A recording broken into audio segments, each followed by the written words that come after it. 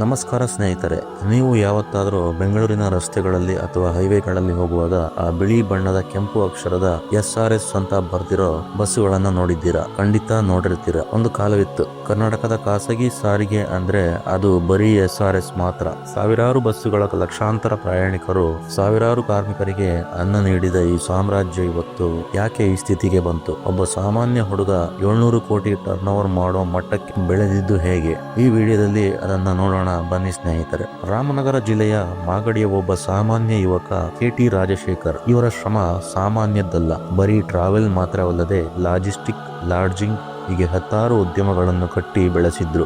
ಇವರ ಹತ್ತಿರ Volvo, Mercedes Benz ನಂತಹ ಹೈಟೆಕ್ ಬಸ್ಸುಗಳ ದೊಡ್ಡ ದಂಡೇ ಇತ್ತು. IT ಕಂಪನಿಗಳ ಉದ್ಯೋಗಿಗಳಿಗೆ ಇವರ ಬಸ್ಸುಗಳೇ ಆಸರೆ. ಎಲ್ಲವೂ ಚೆನ್ನಾಗಿಯೇ ಇತ್ತು, ಆದರೆ ವಿಧಿ ಆಟವೇ ಬೇರೆ ಇತ್ತು. ಯಾವುದೇ ಸಾಮ್ರಾಜ್ಯ ಕುಸಿಯೋದಕ್ಕೆ ಒಂದು ಸಣ್ಣ ಕಾರಣ ಸಾಕು. SRSಗೆ ಆಗಿದ್ದು ಅದೇ. ಮೊದಲನೆಯದಾಗಿ ಅತಿಯಾದ ಸಾಲದ ಮೇಲೆ ಹೊಸ ಬಸ್ಸುಗಳನ್ನು ಖರೀದಿ ಮಾಡಿದ್ದು ಒಂದು ದೊಡ್ಡ ಹೊರೆಯಾಯಿತು. ಇದರ ಬೆನ್ನಲ್ಲೇ ಬಂದ ಕೋವಿಡ್, ಲಾಕ್ಡೌನ್ ಈ ಉದ್ಯಮದ ಬೆನ್ನೆಲುಬನ್ನೇ ಮುರಿಯಿತು. ಬಸ್ಸುಗಳು ನಿಂತಲ್ಲೇ ನಿಂತವು, ಆದರೆ ಸಾಲದ ಬಡ್ಡಿ ಮಾತ್ರ ನಿಲ್ಲಲಿಲ್ಲ. ಇದೆಲ್ಲದರ ಮಧ್ಯೆ ಸಂಸ್ಥಾಪಕ ರಾಜಶೇಖರ್ ಅವರು ಕೋವಿಡ್ ನಿಂದಾಗಿ ಇಹಲೋಕ ತ್ಯಜಿಸಿದ್ದು ಈ ಕಂಪನಿಗೆ ತುಂಬಲಾರದ ನಷ್ಟವಾಯಿತು. ಸವಾರನಿಲ್ಲದ ಕುದುರೆಯಂತೆ SRS ದಿಕ್ಕು ತಪ್ಪಿತು. ಅದರ ಜೊತೆಗೆ IT ಮತ್ತು CBI ತನಿಖೆಗಳ ಸುಳಿ ಕೂಡ ಇವರನ್ನು ಕಾಡಿತ್ತು. ಇವತ್ತು ನಾವು ರಸ್ತೆ ಬದಿಯಲ್ಲಿ ತುಕ್ಕು ಹಿಡಿಯುತ್ತಿರುವ ಆ ಬಸ್ಸುಗಳನ್ನು ನೋಡಿದ್ರೆ ಮನಸ್ಸಿಗೆ ತುಂಬಾ ಬೇಸರವಾಗುತ್ತೆ. ನಮಗೆ ಊರಿಂದ ಊರಿಗೆ ಹೋಗೋಕೆ ದಾರಿಯಾಗಿದ್ದ ಈ ಬಸ್ಸುಗಳು ಇವತ್ತು ದಿಕ್ಕಿಲ್ಲದೆ ನಿಂತಿವೆ. ಆದ್ರೆ ಕೇಳಿ ಬರ್ತಿರೋ ಸುದ್ದಿ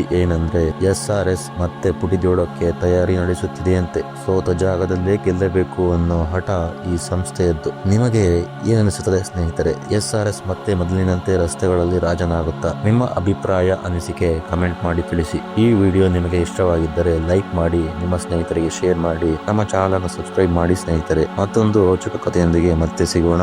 ಧನ್ಯವಾದಗಳು.